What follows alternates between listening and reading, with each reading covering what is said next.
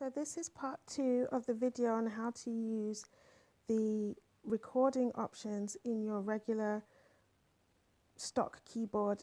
They should, whether you're using iPhone, oh hi there by the way, whether you're using Android, iPhone, whatever, your keyboard should have some kind of microphone option that you see in my keyboard here, which is actually displayed in the video from the first part video of this. So we've gone full meta, it's a video in a videoception. And as you can see, I was teaching you how to use the speech to text options. Now, I couldn't record any sound while recording sound in a video. Obviously, it's asking the system to do too much. So what we need to go over here are the last most important things you need to know about using the speech to text options and also the text to speech options, which I often confuse when I'm saying it.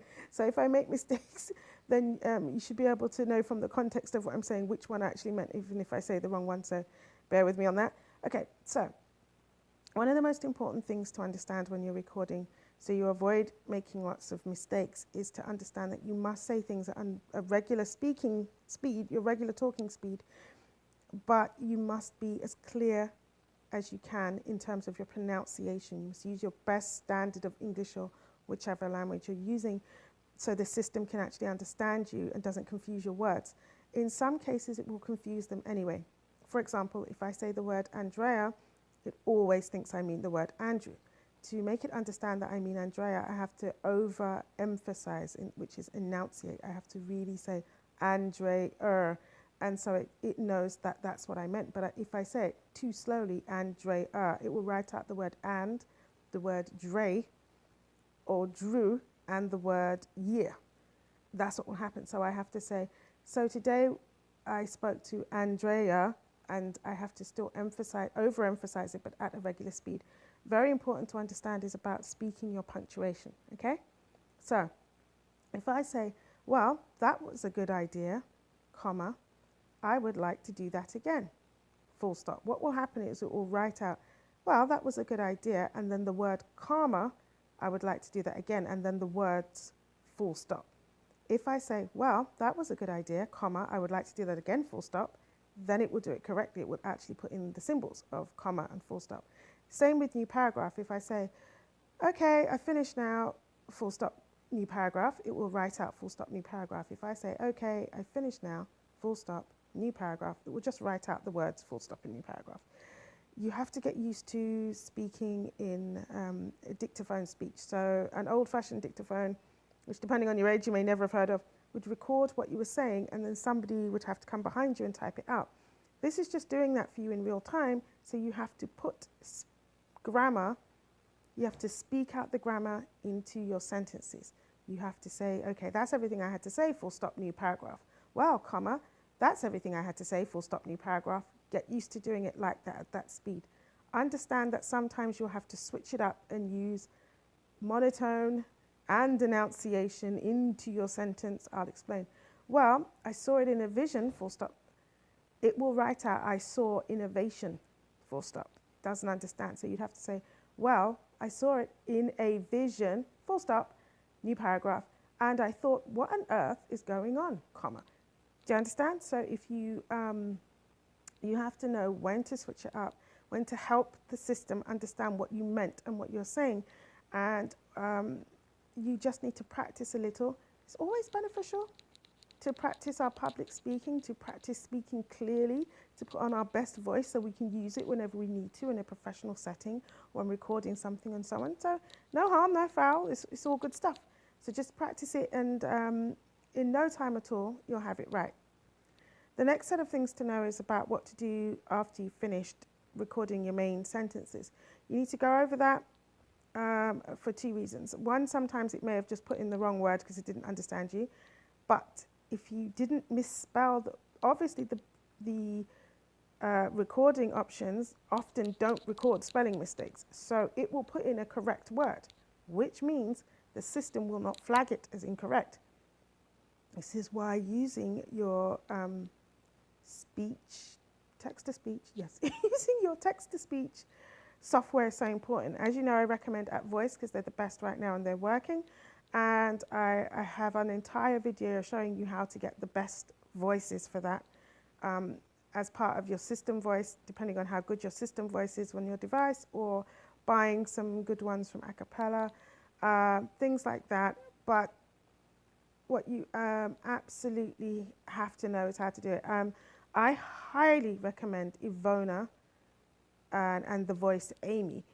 If it's I had that from a long time ago, and I had an APK, which is a file for it, and I'm not sure of the whole procedure of getting it now. So I can just recommend the best level of voice with the best level of pronunciation. That is a absolutely sophisticated and professional that they use for their own Google Voices, that they use for things like Siri and Alexa standard. So you may want to look that up and see how you can install that and use that. So one of the most important things is to understand that if your proofreader reads in a robotic monotone, it is no use to you. So avoid that. If the voice is bad, do something about it and stop at nothing to get the best standard voice. If it can't read question marks, if it say, we're going out, are we going out? If it doesn't raise its voice and understand, it doesn't emphasize words, if it just reads like this, it's not good enough. It's not actually helping you. So get a better one. Now, when you use that, it will read out mistakes that you couldn't necessarily see for two reasons. One, human error, word blindness. After a certain amount of text, we just can't even see. Two, cognitive leap. You know what you meant to say, so you're going to end up reading it in its correct form when you're just reading it yourself. Using a text-to-speech proofreader is imperative, absolutely crucial to make you understand how your work reads to other people who aren't you. You know what you meant to say, but they don't. So if you don't have something that tells you how that work actually is to someone else, then you're not really doing the best you can to make sure that you're getting the best marks you can in an academic assignment or for a job interview or an email or something, that you're putting your points across in the best way that you could. So you have to use it. So the procedure is just simply goes like this. 1, record everything you meant to say. 2, have your text-to-speech read it back to you so you can make sure that the wrong words haven't been used. And you can check it for perfection and context at this stage, but it's usually better to go over it with a final spell check, which is just to go into the menu options in your in Google Docs, for example, and run the spell checker again, then throw it into Grammarly, copy and paste your text out, put that into Grammarly, get at the hardcore grammar just to check that you've done the best you can. I've got a video on how to use Grammarly, how to use the old school editor, which is the absolute best one with the full functionality, on my channel. And once you've done that and grappled with the whole thing, it's good to have it read it to you at the end. How you work with it in terms of when you have it read it to you for mistakes and when you have it read it to you for overall flow and cohesiveness, you have to sort of work that into your own way of thinking and your own process. But just use these tools in concert to get your work done, because once you've done that, bang, that's an entire assignment that you could have spent ages physically typing out, done. And a whole thing, when you're writing things out by hand, you could mean that if you absolutely are in a situation where you must write something out by hand for some particular reason, you could copy it down, the perfected version. The only time, you absolutely couldn't do that is in an exam setting, but you can still use a spell checker in an exam setting to check your words as you go along and type out most of them, and then write it down, and it would also help you with the grammar. Main point I'm making is there is no need for this sit and suffer approach where we get out, for goodness sake, pens, paper, I don't know, inkwells, quill, parchment, books, dusty tomes. What is it, scrolls next? Stop it, people, just stop it. None of this is necessary. It's not an actual part of learning. It's just an old hat view that says that for a certain amount of academia, a certain amount of study, you must sit, you must suffer. Nonsense. I don't ascribe to that. Use your mobile device, walk around, talk out your assignment, and then bang, your assignment's done. And you've just got to check it and edit it. But the main part of it is written. That's your professional email done. That's your job application text written. Then you check them and then you upload them to wherever they need to go. You do not sit, you do not suffer, you do not struggle. Life is about you do your work and then you go off and enjoy your life. It's not, you don't unnecessarily suffer through your work and then, and I just can't go out now because I've got to study for years and years and years. Use Google Scholar. Use the tools I'm showing you how to use to get your work done to a very high standard, but at half the speed. Because struggling and doing it for longer does not, and pay attention, does not mean you did it better in any way. It means you struggled unnecessarily, you suffered unnecessarily, and you start to get a negative association with learning, which should be fun. Getting new information, learning better ways to do things, it should be fun. You shouldn't be struggling. So why put the struggle in? No reason at all. Absolutely no reason for it. And be cautious, be wary of anybody who's making you think that you have to use old-fashioned tools. You must get a book from the library. Why? Where's the PDF of that? Now I can read it. I can, more to the point, I can have my system read it to me. I can simply, one of the things I forgot to put in the other video is that I can simply highlight it if it's in Google Drive. Just right-click on it or press the menu buttons, the three dots at the side, and it will give me an option to open with. And if you have a voice or an excellent, I always say it voice because it's just the best at the moment, but let's say this is the future and it's not the best anymore, whatever. Whichever your excellent proofreader is, your text-to-speech is, you just highlight that and it will read the entire document for you, to you, while you are tidying up, while you're at the shops, while you are having a stroll in the park, while you're getting some fresh air. You don't need to sit with a book and struggle for ages. It's not necessary.